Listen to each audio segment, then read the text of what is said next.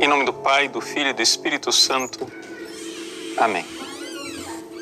Inspirai, ó Senhor, as nossas ações e ajudai-nos a realizá-las, para que em vós comece e para vós termine tudo aquilo que fizermos por Cristo, Senhor nosso. Amém.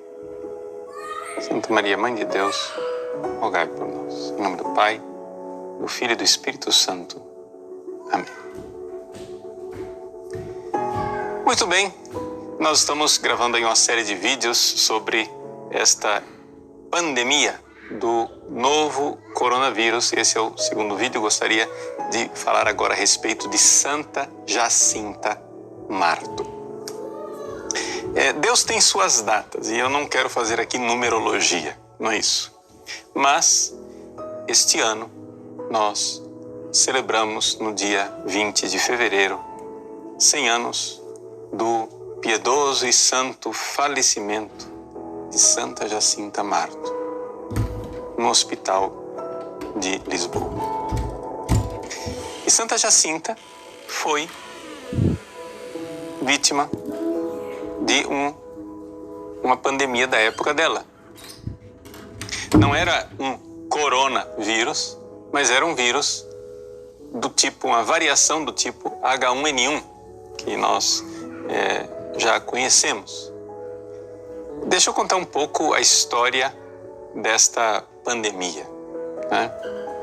Para a gente chegar em Santa Jacinta, que foi afetada nos pulmões, exatamente como o coronavírus, né? Está afetando as pessoas, e como nós devemos invocá-la no meio desta crise. Santa Jacinta, as pessoas não estão lembrando dela, mas ela deve ser a grande estrela intercessora nestes momentos de necessidade. Vejam só, Santa Jacinta, ela padeceu de gripe espanhola. Eu fui fazer uma pesquisa já faz alguns dias que olhei, tem vários vídeos, né, mostrando longamente a questão da gripe espanhola no YouTube com detalhes. E aí eu fui ver artigos e livros, etc., para entender um pouco o que foi essa gripe espanhola. Existe uma controvérsia a respeito de qual é a origem da gripe espanhola. Uma das teses, não é que a coisa teria começado nos Estados Unidos, ou seja, nas fazendas, ou seja, foi uma gripe suína ou aviária, H1N1, que foi contraída por fazendeiros dos Estados Unidos que, recrutados para a Primeira Guerra Mundial, foram treinados num campo de militares no Kansas. E ali parece ter sido o primeiro lugar em que a coisa se desenvolveu. Essa é uma das teses, uma das possibilidades. O fato é que os soldados americanos foram para a guerra. Ali começou a se disseminar a gripe. Existe uma outra tese que a coisa teria vindo da China, novamente, porque os chineses já tinham, digamos, anticorpos com relação a esse tipo de vírus. Mas seja como for, uma coisa muito certa: os soldados foram a grande ocasião de transmissão da doença, porque é evidente, você tem tropas inteiras sendo movimentadas de um lado para o outro, uma tropa inteira, né, contaminada de vírus, vai transmitindo, etc. E por que é que se chamou de gripe espanhola? Eu achava que o nome era somente casual e popular, mas o que acontece é que era tempo da Primeira Guerra Mundial. Vocês se lembrem que Nossa Senhora de Fátima apareceu em 1917, durante a Primeira Guerra Mundial, e essa pandemia dessa gripe espanhola, ela surgiu em 1918, que era também durante a guerra, estava acontecendo a guerra. E nessa circunstância toda de guerra, a Espanha era um país neutro. E sendo a Espanha um país neutro, as pessoas começaram a morrer de gripe e os jornais espanhóis noticiavam. Enquanto os outros países estavam em guerra, as pessoas morriam de gripe, mas ninguém, era tudo censurado e não era noticiado. Por quê? Claro, está em guerra, você vai mostrar uma fraqueza que está todo mundo morrendo do seu lado. Então, estavam escondendo, na verdade, né, que havia a pandemia. Acontece o seguinte, todo mundo sabe que a Primeira Guerra Mundial foi uma guerra atroz, uma guerra terrível, sangrenta, né? Foi a Grande Guerra, até que não veio a Segunda Guerra Mundial, que foi pior ainda, mas a Primeira Guerra Mundial matou mais de 10 milhões de pessoas. O problema é que a gripe espanhola matou pelo menos 50 milhões. Alguns falam de 100 milhões, e se coloca talvez com uma estatística exagerada, mas se foi 100 milhões, a gripe matou 10 vezes mais que a guerra.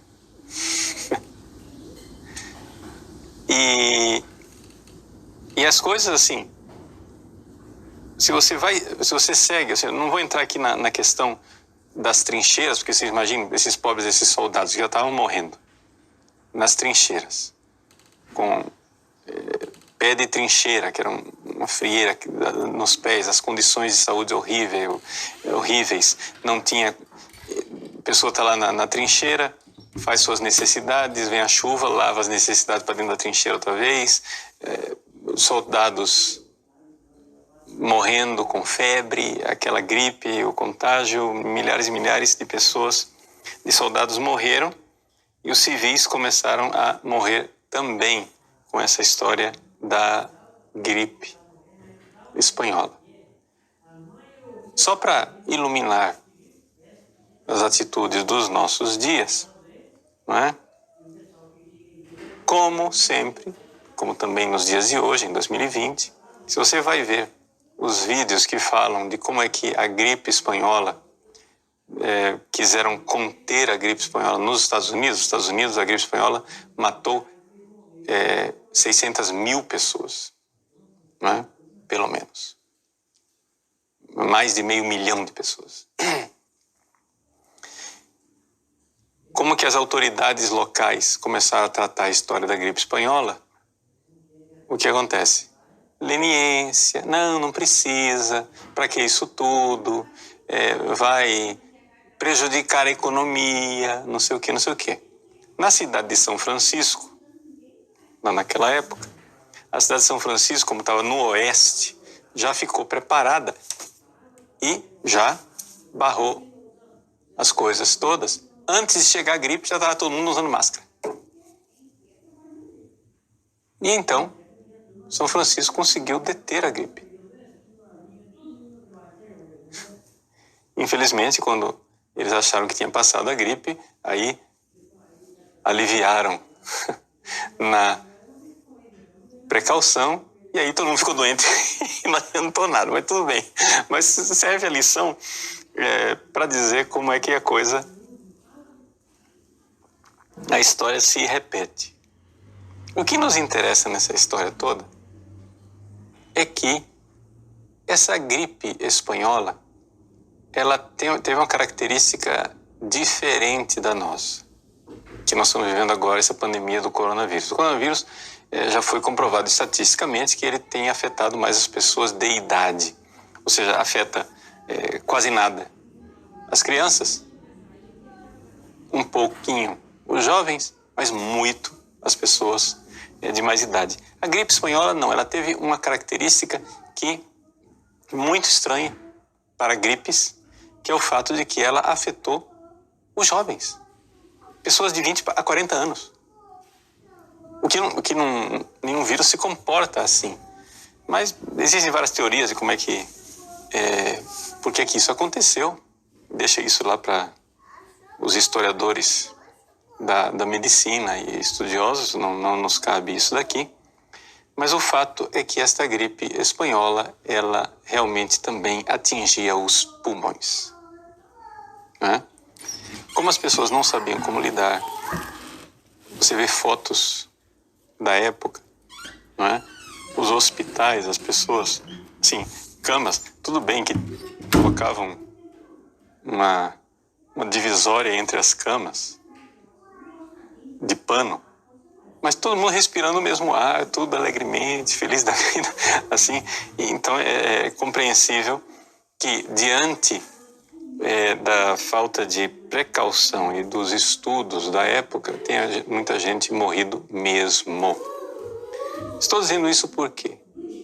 Porque, embora a finalidade do nosso vídeo aqui seja espiritual, é bom saber um pouco de história, porque a espiritualidade, ela tem que ser muito baseada também numa leitura racional dos fatos, tá? Então, a gripe espanhola atingiu a população mundial e atingiu também São Francisco, Santa Jacinta Marto. Santa Jacinta foi levada para o hospital de Lisboa. Chegou lá, o hospital não estava pronto, né? E ela ficou primeiro na casa de uma senhora, depois foi para um orfanato, que hoje é um mosteiro de Clarissas, lá perto da Basílica da Estrela. Mas como Santa Jacinta reagiu diante da tragédia daquela doença? Nossa Senhora tinha pedido, né? Penitência. Para quê? Para reparar as ofensas feitas a Deus e para obter a conversão dos pecadores. E Santa Jacinta realmente soube aproveitar essa doença pela conversão dos pecadores. Nossa Senhora apareceu a ela e disse que ela estava pronta para ir para o céu. Nossa Senhora já tinha dito nas aparições que ela viria buscar Francisco e Jacinta. Lúcia ficou muito triste com isso, coitadinha, porque ia ficar aqui na Terra com a gente, enquanto uma vez que você viu Nossa Senhora, você não tem mais nada que te atrai aqui nesse mundo. O que é que você vai fazer nesse mundo uma vez que você viu Nossa Senhora, né? Nossa Senhora diz a Jacinta que ela está pronta para ir para o céu, e Jacinta aceita oferecer as suas dores pelos pecadores, para salvar os pecadores. Então vocês imaginem aqui a medicina de 1920. Os médicos no Hospital de Lisboa estavam convencidos que podiam salvá-la. A menina, que não tinha completado ainda 10 anos de idade, teve que se submeter a uma cirurgia, mas a anestesia naquela época era uma coisa muito precária. E eles não podiam dar toda a anestesia que precisava, senão ia matá-la. Então, com uma anestesia pela metade, que não pegou muito, essa menina, tiraram 2 costelas para poder ter acesso aos pulmões e injetar ao redor dos pulmões um medicamento que evidentemente era uma tortura, um martírio, uma coisa tremenda, de dor nos pulmões, na tentativa de salvá-la, de que ela fosse resgatada. Vejam, meus queridos, essa menina que sabia que nada daquilo ia adiantar. Nossa Senhora tinha dito para ela: se você for lá, você vai morrer mesmo assim, mas vai para... você vai se oferecer para converter os pecadores. E Santa Jacinta, então, aceita. As enfermeiras, muitas delas afastadas da religião, da fé, ficaram edificadas com a bravura, com a coragem, com a grandeza extraordinária daquela menina. Então, são 100 anos destes acontecimentos. E para Deus não há coincidência, né? Ela entregou sua belíssima alma a Deus no dia 20 de fevereiro de 1920. No dia 20 de fevereiro de 2020, nós já estávamos com a pandemia, não é? E ela, portanto, é uma luz, uma intercessora para todos os aflitos, todas as pessoas necessitadas nesse momento. Se agarrem, né, com Santa Jacinta, com Nossa Senhora de Fátima. Agora, é importante recordar o seguinte,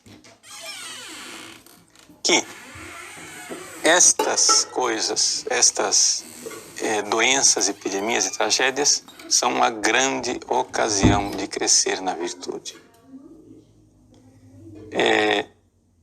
Porque de nós sermos os santos que Deus quer que nós sejamos santos. Muitas pessoas estão sofrendo, como Santa Jacinta sofreu. Você talvez não esteja contaminado com o coronavírus, você não está ainda, não contraiu a doença, ninguém da sua família contraiu a doença, mas você está em casa privado da missa. Mas você não está privado de Deus. Você não está privado da fé. Você não está privado da graça. Você pode amar. Você pode amar. Santa Jacinta morreu sem a consolação do viático. Ou seja, ela tinha comungado dias antes, mas no hospital, quando finalmente ela estava muito mal e viam que ela ia morrer, ela pediu um sacerdote, o sacerdote veio, ouviu a confissão dela e, como já era tarde, ele prometeu que iria voltar no dia seguinte para lhe dar a comunhão. Naquela noite ela morreu antes de comungar. Então, são coisas assim que a gente se une aos santos. Você não tem a comunhão eucarística, mas faça a sua comunhão espiritual. Se una aos santos, cresça. É o momento realmente da gente ter essa fé maior. Vejam,